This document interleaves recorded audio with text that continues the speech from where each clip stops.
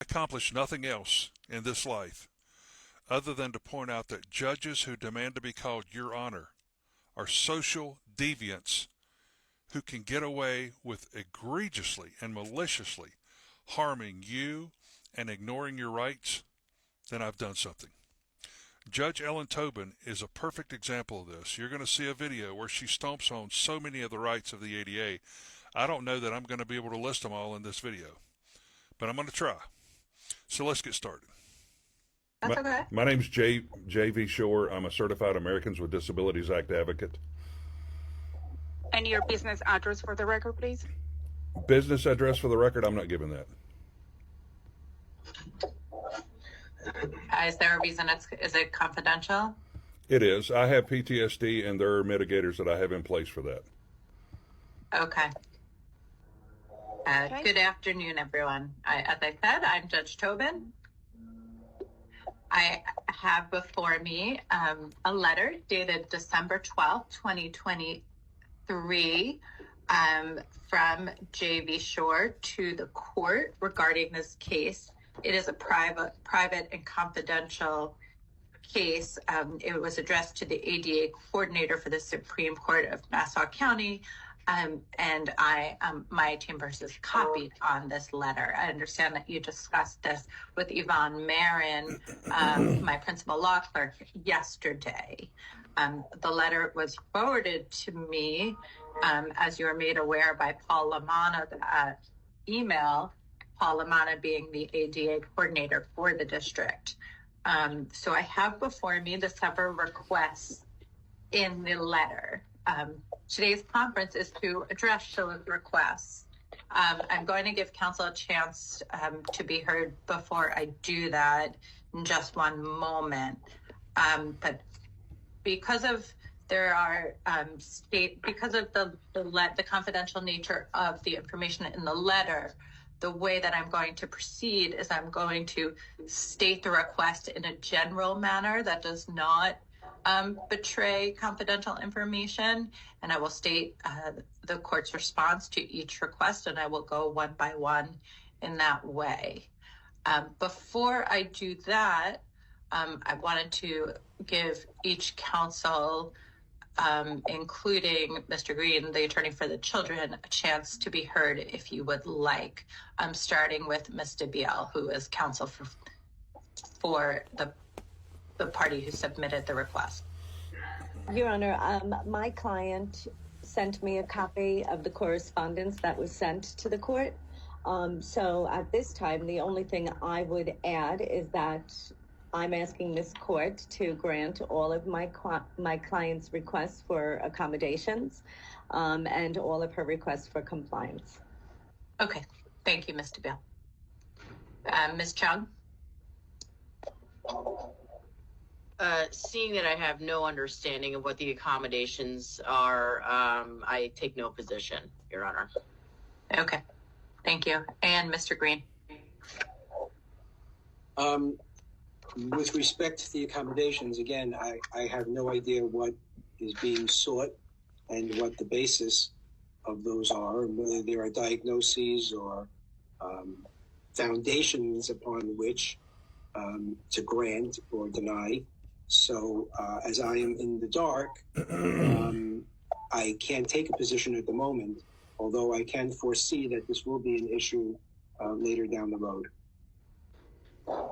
Okay, thank you. And counsel will raise any issues and seek any relief to the extent any counsel or party sees fit. So the first request for an accommodation is a request to have Mr. Shore serve as the defendant's ADA advocate. Yes, sir. According to federal regulations under 28 CFR 35.160B2, this is supposed to be discussed in private, not in open court. Sorry, Mr. Shore, please speak a little slower as our court reporter who is taking all of this down. Okay. She can't type that fast. And if you could speak a little bit louder too, I'm having a hard time. Okay. 28 CFR 35.160 B2. That requires that the court conduct accommodations with privacy and integrity, privacy and independence of the qualified individual with disabilities. This should not be discussed in open court. What should not be discussed? The accommodations and whether or not someone's going to have an objection to them from the other side. This is for equal access to court. This has nothing to do with subject matter or the legal matters of the court. Well, as you're aware from Mr. Lamanna's email, certain of the requests are subject to rulings by this court, before whom the case is before. I have stated that in order to preserve the confidentiality, I am only going to say very general reference to what the request is, without any reference to any diagnoses or any other information. It is for the conduct of the case and these proceedings, which are in court. There are certain things that do need to be ruled on and disclosed. All court proceedings are public, of course. So certain of the requests, to the extent they affect proceedings in this case, are the subject of this conference and must be recorded by the court reporter, from which you will be able to order a transcript. The day of and the day after this hearing, I wrote the judge's assistant and I wrote the ADA coordinator and asked how to get a copy of the transcript. There have been crickets. That was on the 15th. Been crickets ever since. So if someone needs the record immediately after a hearing to get their thoughts together about what just happened because they've been dissociated during the whole hearing, a transcript is not an effective accommodation. And this judge knows this, and all judges know this. And so I'm going to keep pushing this. This is BS. Your Honor, if I may, Your Honor, just interject for just a moment.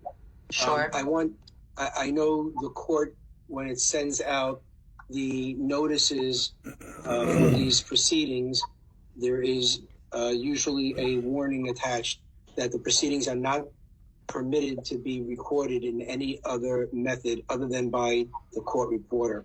I just figured now would be an appropriate time, since we're talking about these kinds of issues, that the court restate the court's position with respect to that, because I understand that there was some colloquy about that, colloquy about that the other day. Yes, you're welcome. That was the first issue that the court wanted to address. There is absolutely no electronic recording of this proceeding by any party or any attendee to this proceeding or any other proceedings before the court. Any violations of the court rule will result in sanctions or other penalties.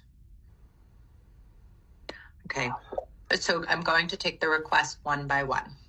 The first request for accommodation, as stated, is a request to have Mr. Shore serve as defendant's advocate. That request is granted to the extent defendant is permitted to have Mr. Shore, who is referred to as an ADA advocate, present at court proceedings conducted virtually via Microsoft Teams or held in person. This does not preclude the court from conducting in-person hearings as may be necessary and proper for the administration of justice. Request number 2 is a request for a complete copy of defendant's case file and the contents therein. That request is granted in part and denied in part. Defendant is represented by counsel in this case, Ms. DeBeal. Defendant may obtain any written records in this case from her counsel. Defendant also has